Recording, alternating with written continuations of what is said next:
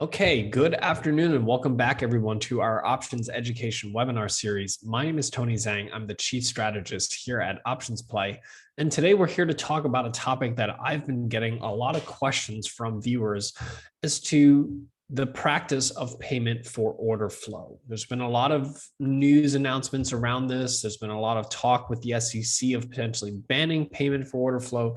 So today we're going to do a deeper dive into payment for order flow, making sure you understand exactly what it is, how does it, and more importantly, how does it affect you as a trader and perhaps your execution quality, and what would happen if payment for order flow was banned. So let's go ahead and get started. Before we do, what we are going to discuss here today is purely for education and demonstration purposes. It is not a solicitation or recommendation to buy or sell any specific securities. So we'll start off by just defining what is payment for order flow. I think it's important to understand how this came about, what it's doing here, and really how does it affect you? Not only does it how to affect you, but how does it affect the overall market and the industry, if you will? I think that's going to be the important thing to understand. We'll talk a little bit about the legality of it and how it's possible, and just giving you a sense for how much is actually being paid by these market making firms for payment for your order flow, if you will. We'll then talk a little bit about the publicly available reports that you can go look at for EQ and payment for order flow for the brokerage firms that you trade with, so that you can get a sense for how much is your broker getting paid and whether or not that might affect your execution quality. And then we'll do a deep dive into an actual order in payment for order flow and how the order and payments are actually made. We'll talk a little bit about the industry and the issues that it could potentially bring for the industry, and just out of curiosity, and what would happen if, let's say, payment for order flow was banned. So we're going to go through all of these things, hopefully help answer some questions around payment for order flow and what it does. So the primary thing that I want to help you walk away from today's session is a clear understanding as to really what is payment for order flow, what is it, how does it affect different participants in the market, specifically you as a retail trader. So let's first talk about what is payment for order flow. Now, payment for order flow, as the SEC defined in their 2000 study, is a method for transferring some of the trading profits from a market maker to the brokers that route the customer orders to specialists for execution. Now, that's a bit of a mouthful, but basically what it means is that your broker, TD Ameritrade, Schwab, Fidelity, they're selling your order flow to market makers, and market makers in turn are paying the brokers for that order flow. And we tend to call these market makers internalizers or wholesalers, but effectively what they're doing is they're trading against your order. And their goal is to try to make a profit from your order and trade and basically make the bid-ask spread on the overall trade. And what they're doing is they're effectively want your order flow in order to trade against, so that they are willing to pay your brokerage firm for this order flow. Now, keep in mind that brokers, market makers compensate brokers for each individual share that is routed over to them, or per contract that's routed to these market makers. So it's for both equities and for options. There's payment for order flow on both. Now, when you think about this on the surface, it sort of certainly brings some questions around conflict of interest, right? If one is market makers trading against you and certain things like that. But those are some of the things that I think are confounded, if you will, in the discussion here. I think what we should focus on first is payment for order flow, as a mechanism, and then we'll talk a little bit about kind of whether or not this is good or bad. So how does payment for order flow affect you as a trader? There's a few benefits and there's also some concerns. So when we talk about a benefit, the biggest one is the one that probably most of us have benefited the most from, which is the fact that we now have zero commissions. You go anywhere else in the world, go to Canada, go to Australia, go to any other country that trades quite a bit. No one has even close to zero commissions. Only the United States has zero commissions because of payment for order flow. It's a shift in the brokerage firms being paid. Even a few years ago, you were paying $10 a trade on your TD Ameritrade Schwab account to your brokerage firm. Now, what's happening is the brokerage firms are effectively being paid by the market makers, and they're no longer charging you anymore. So this is what the SEC means in terms of transfer of payment from market makers that are making a market anyway, but now they're paying directly for that order flow. And by paying directly for the order flow, it reduces the transaction cost that the brokerage firms needs to charge you in order to execute that trade. So the first thing is really just a significant reduction in trading cost. It also provides you with the potential for price improvement because you're trading against a market maker. When you place a limit order at $100, the market maker who's trading against your order may choose to execute your order at, let's say, $99. So what you get is some price improvement. Even though you were willing to pay $100 for the stock, you might actually get executed at a better price. And that's really how price improvement works. And we'll talk a little bit about that when we get to the actual orders themselves. It also has allowed new competitors to compete against these established firms, namely Robinhood, Webull. Some of the new participants in the markets have only been able to survive, if you will, because of zero commissions and payment for order flow. This does bring some competition into the broader markets and brings, some new players to the game. And it also allows market makers to segment retail flow. Now, this last part is important because a lot of traders are saying, who cares? Who cares, whether market makers are able to segment retail flow from institutional flow? Well, the thing about when market makers is that they're on the other side of every single trade. So when you're placing a trade to buy a call option, they know that this flow is coming from a retail shop when they're paying for this order flow. They're less concerned about an institution on the other side having information for them or maybe picking them off across multiple exchanges. They're not as concerned, and they're more likely to interact with your order. And that is actually a benefit to you as a trader. A lot of traders don't think of this. A lot of traders think of market makers as these bad high frequency firms, but they actually can be advantageous to you. And especially if a market maker knows that an order coming through is from a customer order from a retail trader, they're less concerned that there's some kind of information embedded in that they are not aware of, because another high frequency firm coming in may have information that this high frequency firm doesn't have. And they're always concerned. They're playing a constant cat and mouse game. So when they're able to segment high frequency orders from retail orders, they're more likely to interact with retail orders because they're not concerned that you're going to buy this call and then buy another 100 strikes above that and simply take out their entire order book. Market makers play cat and mouse games with each other all day long. They're constantly on the lookout for, whether another market maker is kind of, playing cat and mouse game with them. When a retail order comes in, they're not concerned about that. They're more likely to interact with an order. So this is really some of the benefits that you get when your broker sells your order flow directly to a market maker. Now, this also raises some questions about, selling your order and whether that has any conflict of interest. And there certainly may be when you look at this. So first of all, when a brokerage firm sells your order, there's generally speaking a failure to check for best execution, meaning they're not going out into the market and shopping your order around, finding who's going to be willing to fill your order at the best price. They're routing your orders to a market maker directly in exchange for payment. So this does have some potential risk of failure to check for execution, and that may mean that you may not get the best execution. The second thing this has kind of brought about is what we call market maker concentration risk. So there's now a bit of a duopoly in this market making space where you have Citadel and Susquehanna as major players in this particular space, and they're taking on a fair amount of the order flow of each trading day.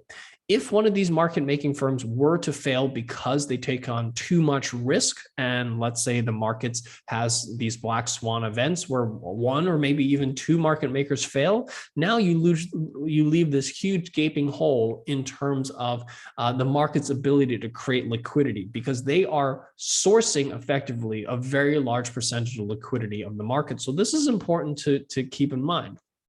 They also may be widening spreads out on the exchanges because most of the retail order flow, which normally market makers need to compete for by tightening the quotes, because this order flow is not being sent to the exchanges, the quotes that you see on your screen, the bid-ask quotes on your screen, they're simply not as competitive because most of the flow that's actually going to the exchanges is not retail flow, it's institutional flow. And again, market makers need to protect themselves from what they call toxic orders. Toxic orders are orders from institutions where they may not know exactly what the trader on the other side is trying to do, and they protect themselves by widening out the quotes. So you do see wider, quotes on the exchanges, and then the London Stock Exchange banned payment for order flow back in 2012 or so. After they had banned it, they did see spreads tighten up a little bit.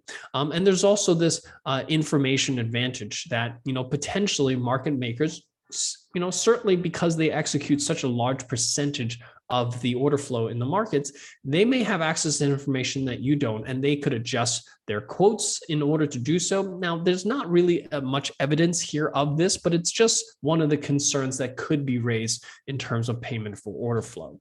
So those are some of the things that we benefit from as retail traders from payment for order flow, and these are some of the concerns that at the same time it does raise. So who are these market makers? Who is on the other side of this trade paying for your order flow? Now, there's three big names here. You have Citadel, Susquehanna, and then you have Wolverine and Virtu that kind of compete for spot number 3, but largely it's Citadel and Susquehanna that makes up the lion's share of market making activity in the options space.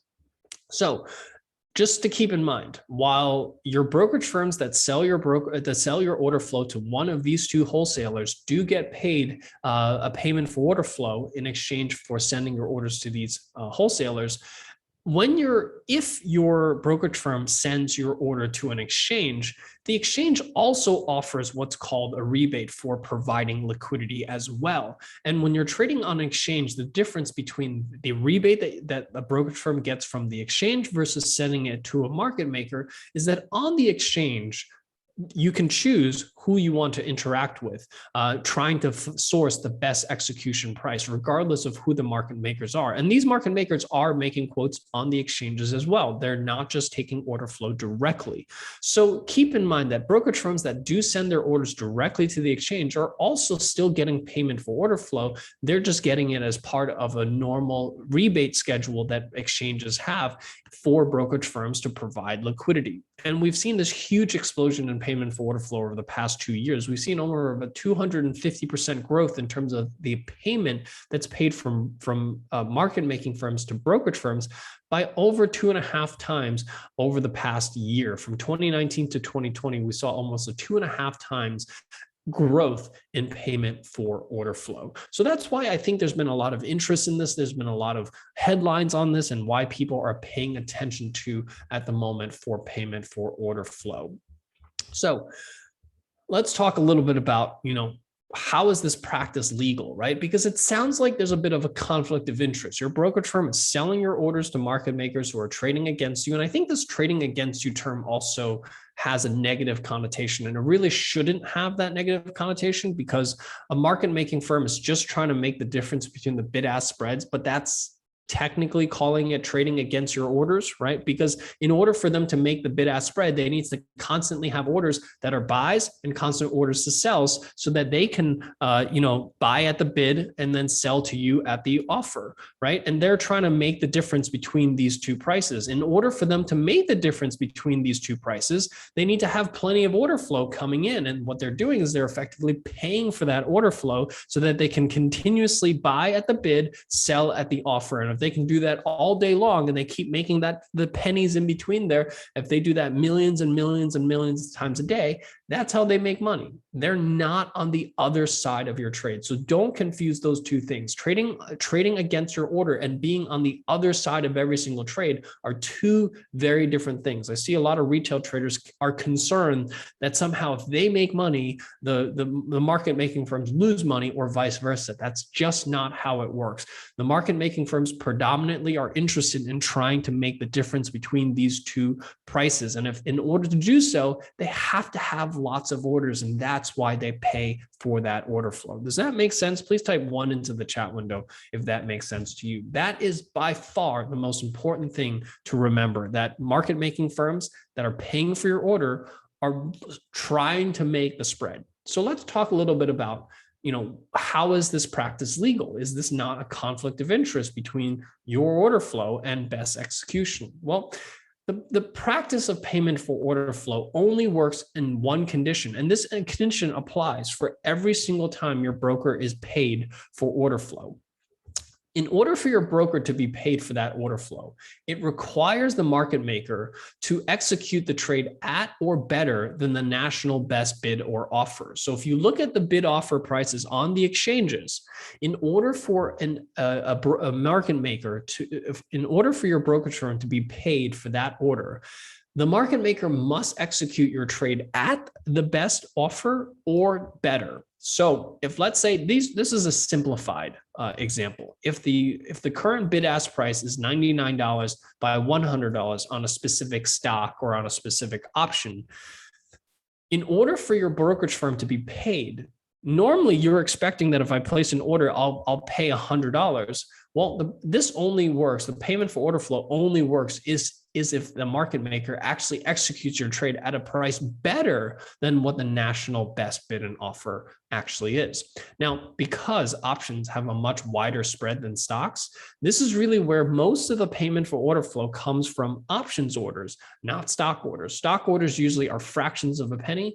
Options will be anywhere from 30, 40, 50, sometimes as high as 70 cents per contract. But the execution, when we actually look at the executions from this, we tend to see that retail investors will usually see some type of price improvement in as many as 90+% of your orders, which means that when you place a limit order, the actual price that you're filled at is many times better than the limit order price that you had actually entered.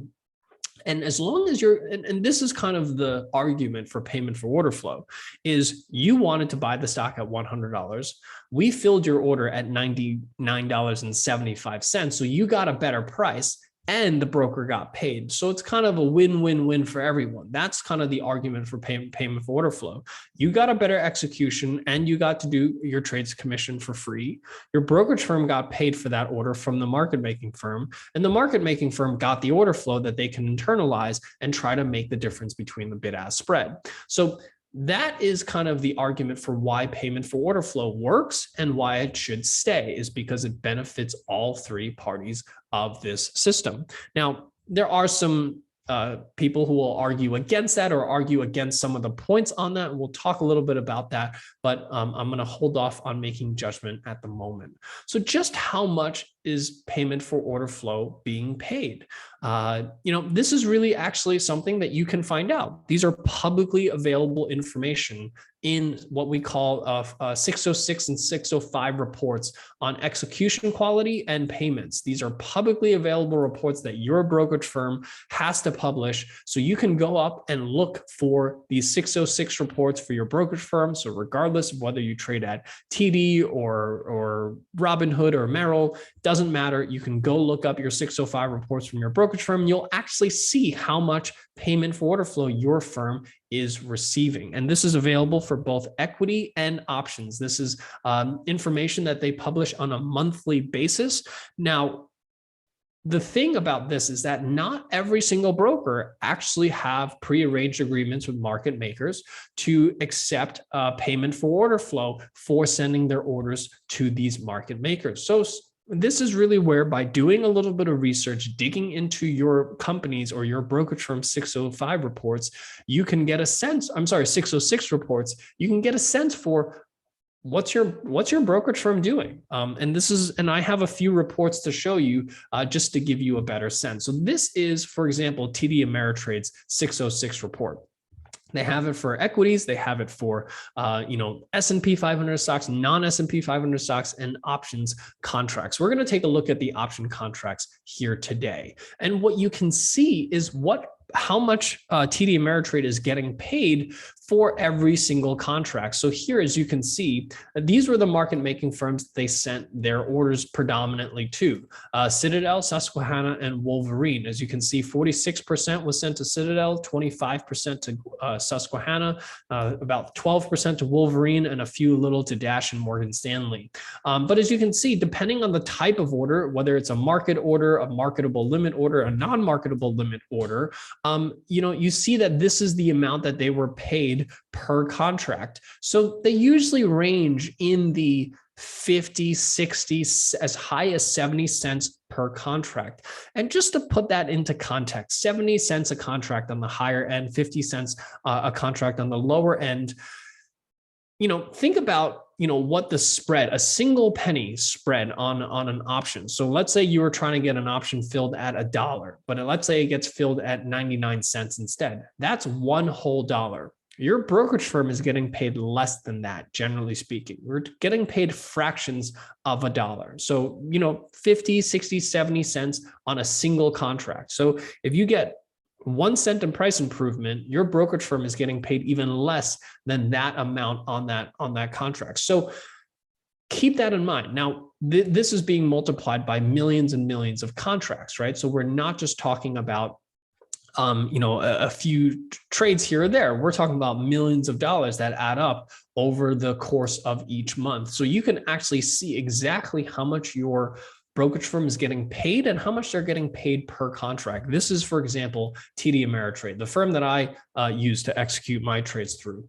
Here's Robinhood, for example. As you can see, Robinhood, Citadel Securities, Wolverine, Susquehanna, Morgan Stanley, they send most of their orders kind of most of it to Citadel, and then kind of equal between Wolverine and Susquehanna, and about 10% to Morgan Stanley.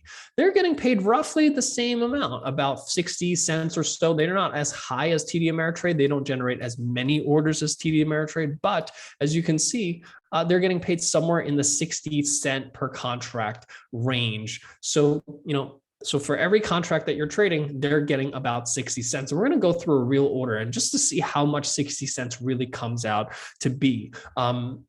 But I do want to show you that not every brokerage firm sends their orders to market makers. This is, for example, Bank of America, Merrill Edge. And I know some of you trade here. Notice the places that they send their orders to. It's not to Citadel, it's not to Susquehanna, it's not to Morgan Stanley. They send to the NYSE, the NASDAQ, the SIBO, the different SIBO exchanges, ISE, PHLX, SIBO, all of the different exchanges. They do have some Citadel securities here, but only 2%, and they have NASDAQ. As you can see, most of their options orders are sent directly to the exchange.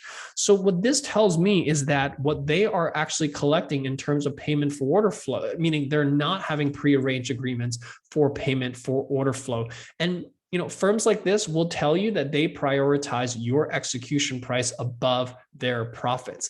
And this is something that you can find out from your own brokerage firm. I encourage you to go and Google 606 reports for the brokerage firm that you trade with, see how much your brokerage firm is getting paid for each contract.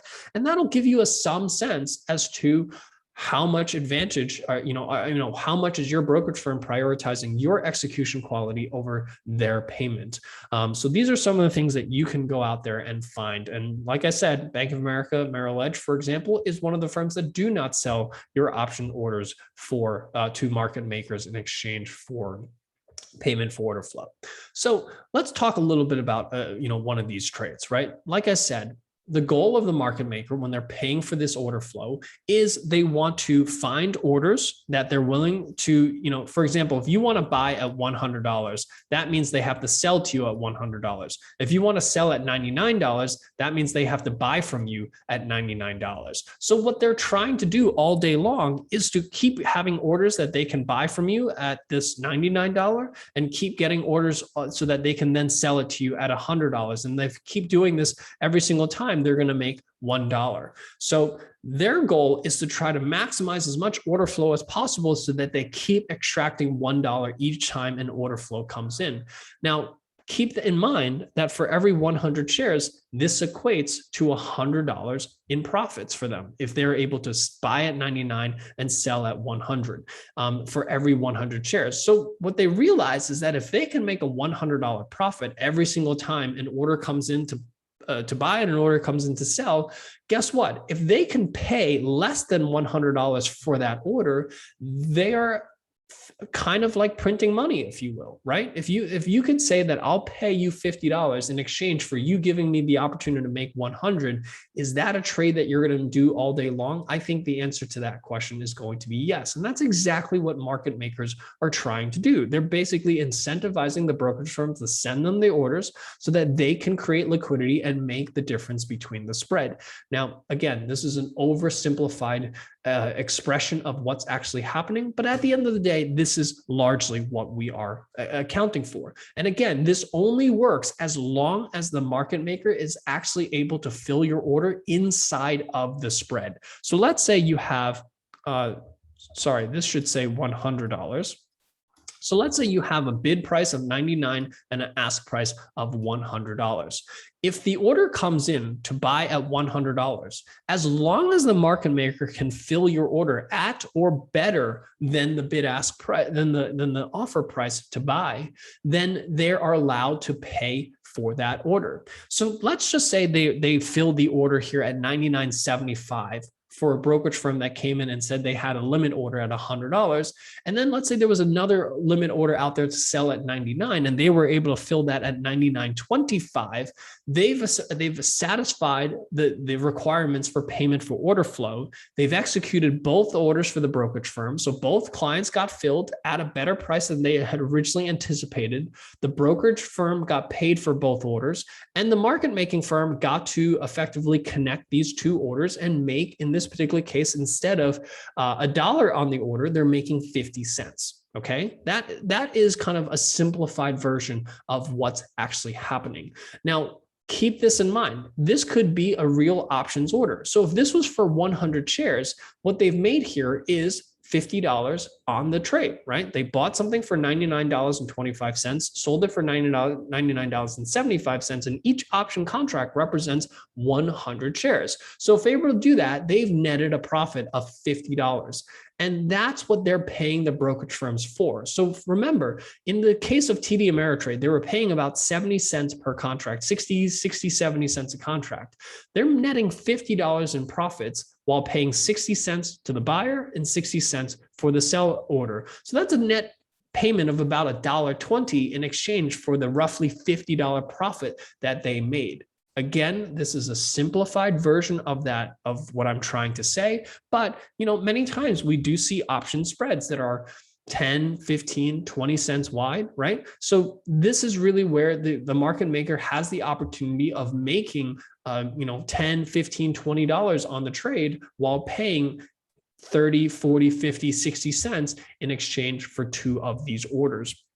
But the reality, remember, is that most of the time, when we place our orders for a spread, we usually place them no more than a couple of pennies off the midpoint. So if, let's say, the midpoint here is $99.50, we might place our orders at, let's say, $99.55, and then sell orders at $99.45, just to make this a little bit closer to reality, right? So that is a spread of 10 cents. But remember, 10 cents still equates to $10 in potential profits for the market maker. So if they're paying, for example, 60 cents on each side, and they're paying $1.20, for a buy order and $1.20 for a sell order, they've netted themselves $10 in profits while paying $1.20 to attract that order from the brokerage firm.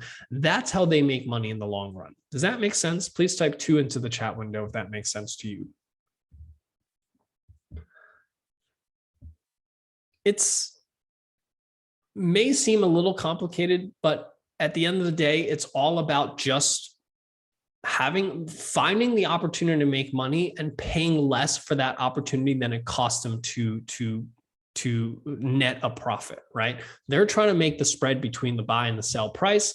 Whatever potential profits they can make, they want to make sure that they're paying less for that order flow than the potential opportunity or the potential profits they can make on that trade. And that's the cat and mouse game that market makers play with each other, is they're trying to provide best execution as much as possible. So even though you place your order at $99.55, if they can execute your order at $99 and 54 cents, you're happy, your broker's happy, and the market maker's happy because there's still profit for them to be made on that particular trade. They're still netting maybe $8 on that trade, paying $1.20 for the order flow, and they've netted themselves, a profit of $6.80 or so. And they're trying to do that millions of times throughout the day, and they're constantly playing a cat and mouse game with each brokerage firm. So what if the SEC bans payment for order flow? There's been a lot of talks recently, especially with the new chairman of the SEC.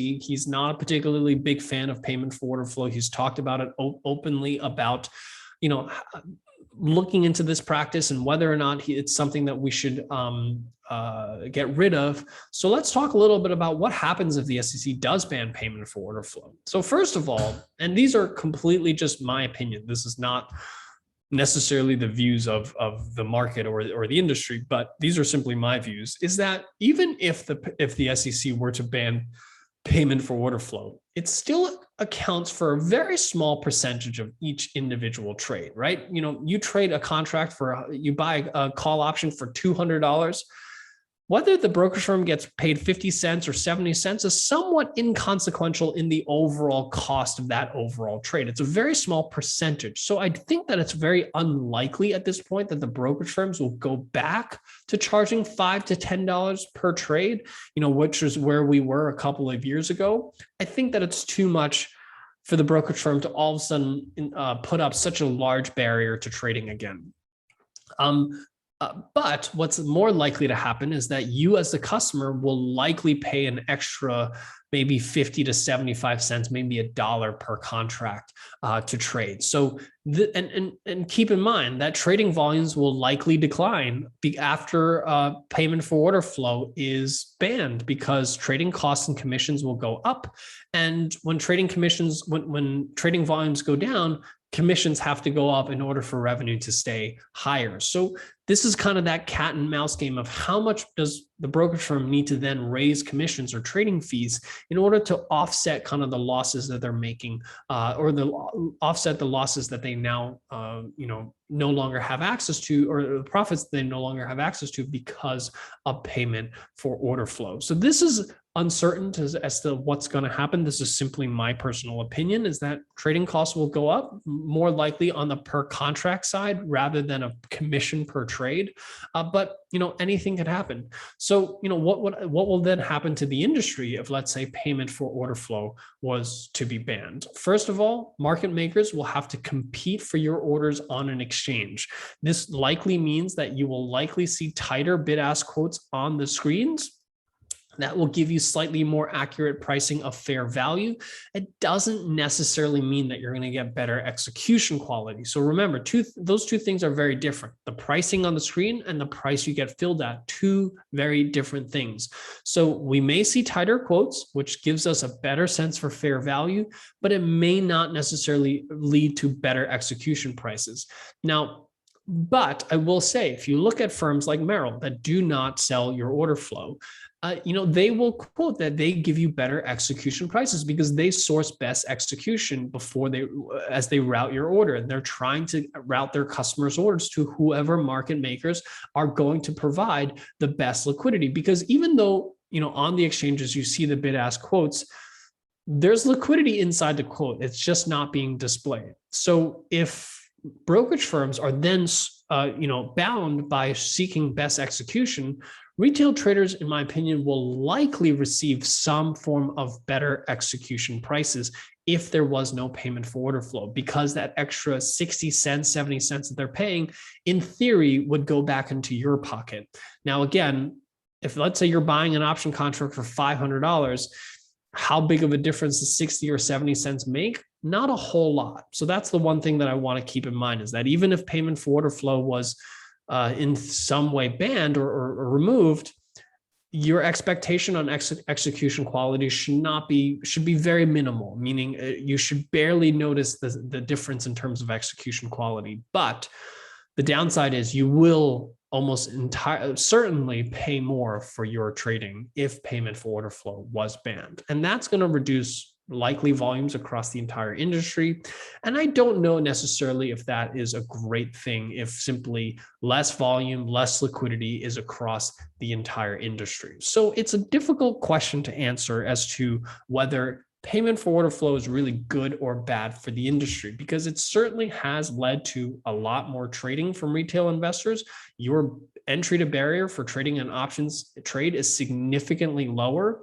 Even 2 years ago, if you wanted to sell a cover call where you were generating only 30 cents in premium, guess what? You weren't selling that cover call because you were paying probably $12 in commissions for that $30 cover call. You're basically giving away most of your premium to your brokerage firm. Now you can go out there and sell that $30 cover call because you keep almost 100% of it. You pay that maybe 65 cents for that contract. So you keep the vast, vast majority of the premium that you sell on a cover call. And that's a basic cover call. That's not even talking about other types of strategies. So payment for order flow has certainly facilitated a lot more trading, a lot more opportunity for retail traders. So it's hard for me to say that this is a bad practice, especially when you think about the fact that it comes down to just fractions of a penny per share. We're talking about half a penny per share. And when you're trading 100 shares and it comes out to be 50 cents and you're buying a contract for $500, does 50 cents make a negligible or an impact on your execution quality that you can actually notice?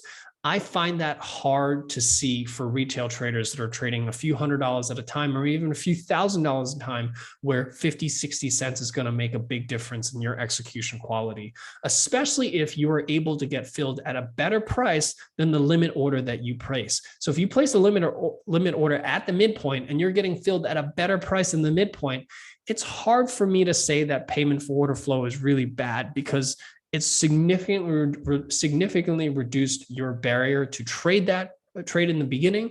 And if you have to give up 50 cents or so on your execution quality, I think not paying $10 in commissions is likely worth it for you in the long run. That's my view. I'd like to hear your comments on this. So if you're watching this on YouTube, please leave some comments. I'll open this up for Q&A for those of you that are watching today. Hopefully this gives you a better understanding as to payment for order flow and the impact that it has on you and it has on the industry, and hopefully gives you a better understanding as to whether or not you like it. So with that, I want to thank all of our members for supporting us and allowing us to continue to do this type of research and get this information out to you. If you are seeing OptionsPlay for the first time, you can sign up for a free 30-day trial for everything that we have to offer at optionsplay.com. You'll get access to our daily trading signals, our options education platform, as well as our options analytics software here at optionsplay.com. So with that, thank you so much. What I'll do is I'll open this up for Q&A here at this point. If you have some questions or some comments, please type them into the Q&A section. I saw a lot of comments come through while I was talking, so I'll try to address as many of that as possible. Are brokers paid in Canada for US stocks? Generally speaking, yes. If you have a Canadian broker and you're trading US stocks and options, generally speaking, your Canadian broker is getting paid.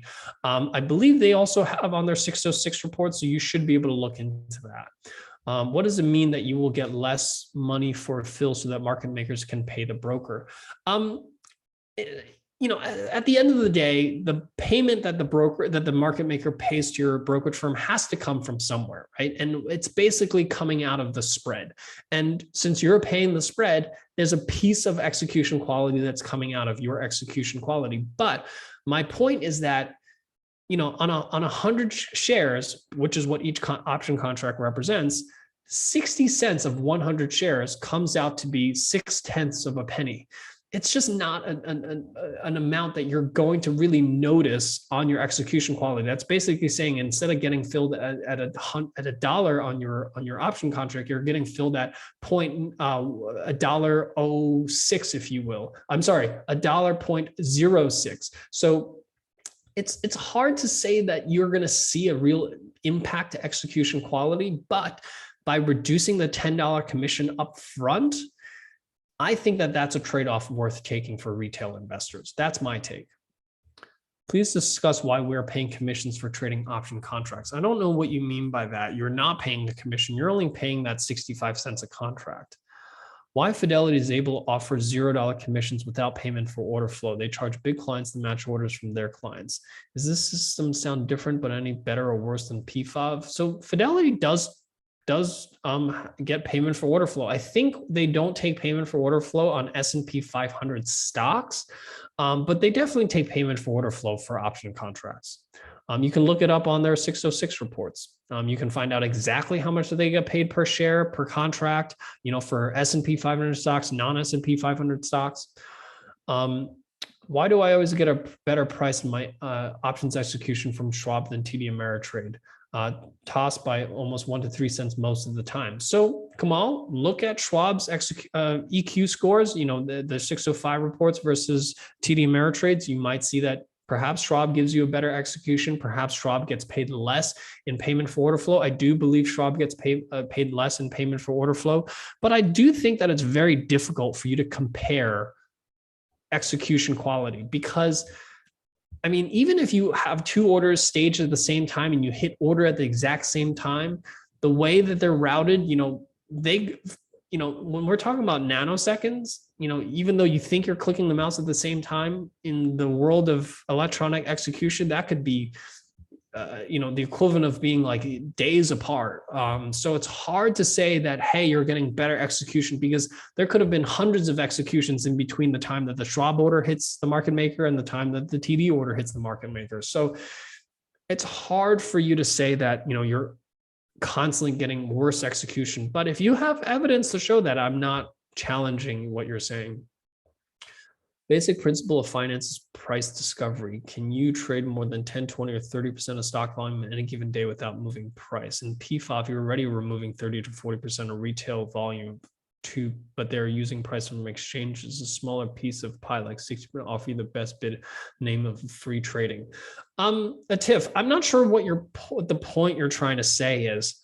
Your points are valid. Yes, a lot of the retail flow is being routed over to off exchange. Are you saying that you're not getting price discovery? Well, that's one of the arguments for banning payment for order flow. And people think that people will say that spreads will likely tighten and you're going to have quote unquote better price discovery. I don't necessarily know that because the thing is that market makers are quoting them on the exchanges as well. So I think you still get pretty good price discovery on the exchanges, even if retail flow was all on the exchanges. But the one thing I keep going back to, okay, let's say we ban payment for order flow and your trading cost goes higher. What would you rather have? Would you give up a little bit of execution quality in exchange for free commissions, or would you rather pay for commissions and get slightly better execution quality? I'll take my limit orders where I'm comfortable being filled because I'm not placing my orders at the bid ask prices. I'm putting my orders at the midpoints. And if I'm getting filled better than midpoints, I'll take that in exchange for zero commissions.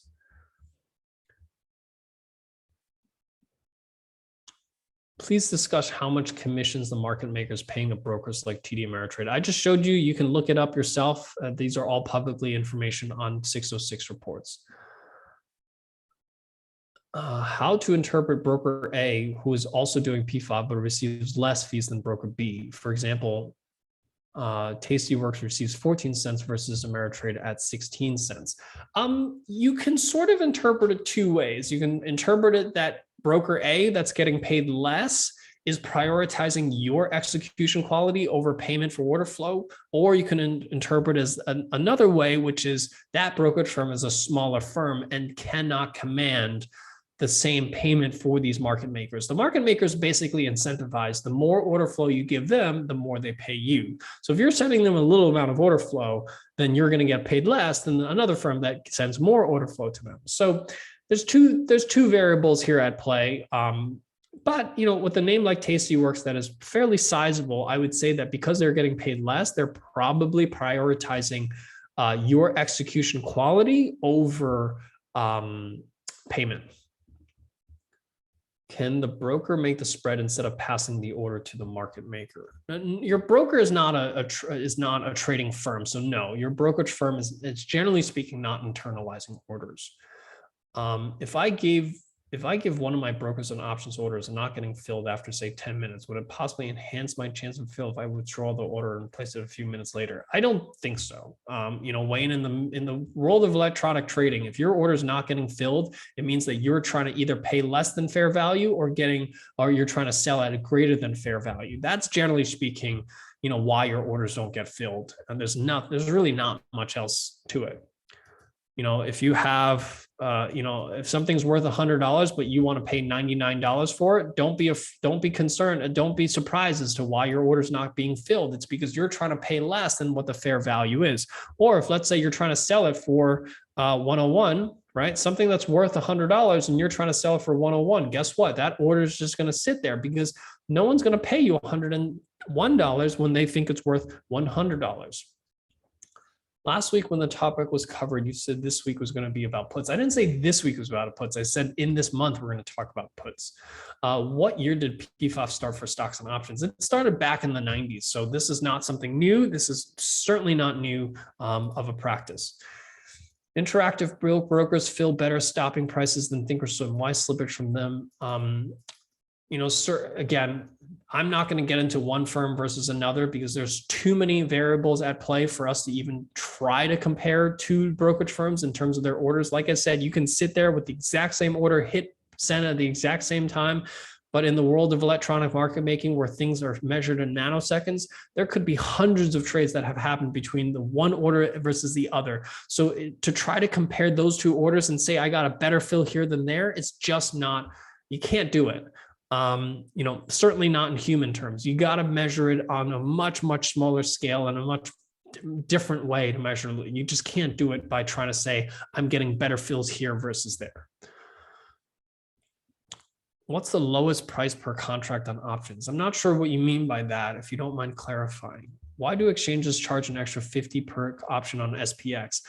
So SPX is because it's a proprietary product from SIBO. SIBO charges that extra fee. They know that people want to charge, they know people want to trade it, so they know that they can charge a fee and people will still pay it even though they charge a fee. If let's say you traded NDX, for example, there is no fee for NDX. NASDAQ does not charge a fee on their index options. So SPX just simply, has a lot of volume and they know that they can charge you for it.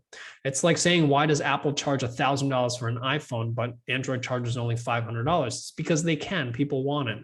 So that's why SIBO charges for SPX. Every time I place an order via Thinkorswim before confirmation and comes up, it seems like TD will make it more expensive for me. I'm not sure what you mean by that, Dave.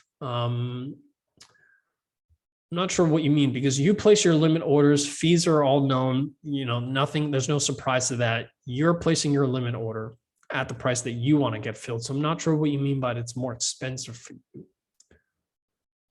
In this point, would it be better to trade American stocks rather than overseas stocks to save some commission fee? If you have lower fees on American stocks than overseas stocks, I mean, I don't think you should ever trade something because of the fees or lack of fees. You should trade something because that's something that you want exposure to. I don't think ever fees should be the deciding factor as to what you invest in, with the exception of maybe long-term investing. If you're buying an index fund, you want to buy one with low fees, but I don't think you should trade products just because they have lower commissions.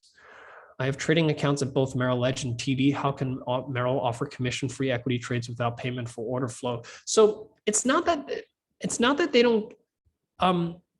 So the question is, how does firms that don't get payment for order flow get paid? So payment for order flow is not by any means the only way your brokerage firm gets paid.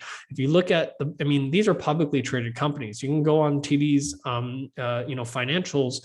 You can go to Schwab's financials. These are publicly traded companies. You can see that they make most of their money from margin interest, from SEC lending. Commissions is only a piece of their revenue. So some firms basically say, I don't want payments for order flow. I want to prioritize my clients' execution quality. Merrill, for example, does that, but they also make their money in other ways. And keep in mind, just because they're not selling your order flow to market makers doesn't mean that they're not getting paid for orders from the exchanges. The exchanges still have rebates when they send your orders to an exchange. So if you look at Merrill's 606 report, they're getting paid on some orders. the marketable orders, which are orders where they're adding liquidity to an exchange and they're getting a rebate from the exchanges from that. So even they don't have a pre-arranged agreement with the market maker, but they are still receiving some rebates from the exchange, but they're prioritizing, in theory, your execution quality. Please discuss why we are paying 0 commissions for trading and 65 cents per contract for trading options. Just because there are still trading costs. Options are, take a far more technology in order to manage risk. There's just a lot more work involved in routing your options order than your stock order. So that's why they still charge 65 cents. There are some firms that charge less. There are some firms that charge 0 commissions, even per contract cost on the options side as well. I am willing to pay $5 per trade, but no payment for order flow. Well, go trade at Merrill. There's no payment for order flow at Merrill. Who is paying the exchange? I'm not sure what do you mean by who is paying the exchange. E-Trade is now owned by Morgan Stanley. Are they getting any better deals as a result? I'm not sure what deals you're referring to, David, if you don't mind clarifying. Am I likely to get a better fill if trading 1 contract or 10 contracts? Is there any difference? There's some difference. Generally speaking, no, especially when you're trading through the same firm. You're not going to get better fills for 1 versus 10. There could be some argument to be made there that if you're filling 10, there's more incentive, if you will, for the market maker to make some profits, right? Like I said, if let's say they can make $5 on a trade and they're paying 60 cents a contract for it, would they rather pay 60 cents to make $5, or would they rather pay $66 to make $50? You could make the argument that it's more of an incentive for a market maker to say, I'll fill that order for 10 contracts, but I'm not going to do it for 1 contract because there's just not enough an incentive for me to do it. You could make that argument, but in the world of electronic market making, there's no human on the other side of the equation. These are computers making split-second decisions based on, their ability to manage risk. So I don't know that there's a true difference between 1 to 10 contracts, but that's a good question for a market maker. Which is your preferred trading platform to execute trades? I use Thinkorswim. That's just the platform that I've been using for a very long time. I mostly trade very liquid stocks, and I place almost every single one of my trades at the midpoint. And I usually get filled either at the midpoint or usually a couple of pennies better than the midpoint. And I'm just simply happy with that, especially when I'm not paying any commissions on my trades. If you put in a market order, should you get filled at the best price by the market maker? So that's a good question. Market orders are actually a little different. Market orders trigger, what's called an auction process. So you actually can many times get better fills on a market order than you can on a limit order, especially on something that's very liquid. On something that's not very liquid, you're likely going to get screwed and pay the asking price or the offer price, and the bid or the asking price. But on something that's very liquid, we tend to find sometimes you actually get a better fill on a market order than you do on a limit order, simply because there's a mechanism called an auction process that gets triggered when you place a market order. And effectively, market makers compete for your order for a short amount of time before it goes to the exchange. So those are some, it's hard for me to say that because there's no way for you to tell, which ones you're going to get a good fill on and which ones you're not. It just comes from experience of trading stuff and things that are very liquid that are likely going to get a better price improvement through a market order versus the limit order. That's something that you only get a sense for as you trade more and more. But market orders can give you a better fill, but they can also at the same time give you a very, very terrible fill. So I'll leave it at that. One of your best webinars, Tony. Thank you so much, Kamal. I really appreciate that. TD have routing orders from time to time where an order is executed already, but the order on the Thinkorswim still says working and cannot cancel the order. Dave, I'll be honest, in my 15 years of trading at TD Ameritrade, I have not come across that. I'm not saying it hasn't happened, and I know there certainly have been outages at pretty much all of the major firms from time to time. They usually don't last a long time, but every firm has from time to time suffered some outages. At what number of contracts would you get the market maker's attention? Wayne, because when you trade with TD and Schwab and these firms, they sell 100% of their orders to market makers. you have their attention every single time because they know you're a retail trader.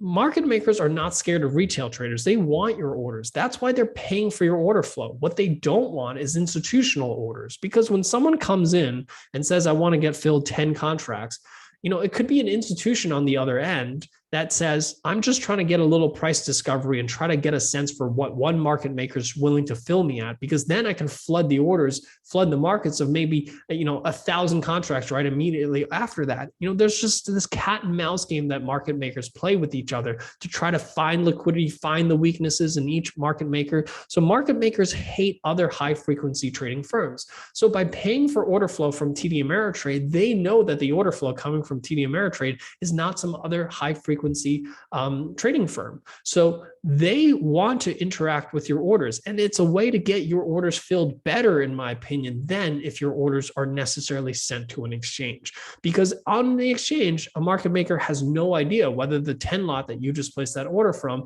is you as a retail trader who just wants to get executed on your 10 lot, or it's another institution trying to sniff out, where a market maker's pricing models really are. Because where you get filled leaks some information, right? If a market maker is willing to fill you at the midpoint, it might leak some information to the other side that the market maker's fair value is below that price, because no one's going to fill you below your market, below what they consider as fair value. And that information advantage is useful to another high frequency trading firm who's trying to also trade against other high frequency market firms. So by getting payment for order flow, market makers know that the orders that they're getting from TD Ameritrade are definitely not another high frequency trading firm. So they're more likely to interact with you and give you, in my opinion, a fair price. So I genuinely think that this is not something that you should think of as payment for order flow as really just, some brokerage firm screwing you over to try to get paid more on your orders.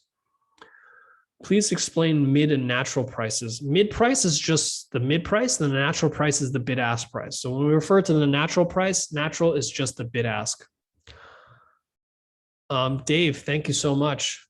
Any other questions? Yeah, I know there's a lot of controversy, Dorothy. I don't think it's that controversial, to be perfectly honest. It's really just three participants in the market all trying to maximize each other's economics, if you will. You want to trade for free, your brokerage firm wants to get paid, and market makers want to make the spread. Payment for order flow facilitates kind of what I think is one of the better scenarios for us. I certainly would rather have zero commissions than go back to paying $10 per trade, because there were a lot of times when I wanted to sell covered calls in AT&T and it was only paying 40 cents in covered calls. I'm not going to sell that covered call because I'm giving away $12 of it to TD Ameritrade in commissions. Now I sell them all day long. So, that's a benefit that I didn't have when commissions were much higher, and now I can sell cover calls in pretty much all of my stocks, regardless of how low priced they are and how little premium I'm collecting on a dollar basis is. So with that, hopefully this helps answer and clarify a lot of your questions about payment for order flow. Hopefully this gives you some more information that you can go and research about your brokerage firm and learn a little bit more. Ask questions. Don't be afraid to do that. And with that, thank you so much. I hope you guys have a great trading day, and I'll see you guys here tomorrow morning on our next rapid fire session. Over 400 symbols were submitted. I took some time to look at them this morning and today, and I will put them all together for you tomorrow morning. So we'll see you bright and early at 8:30 a.m. and have a great trading day.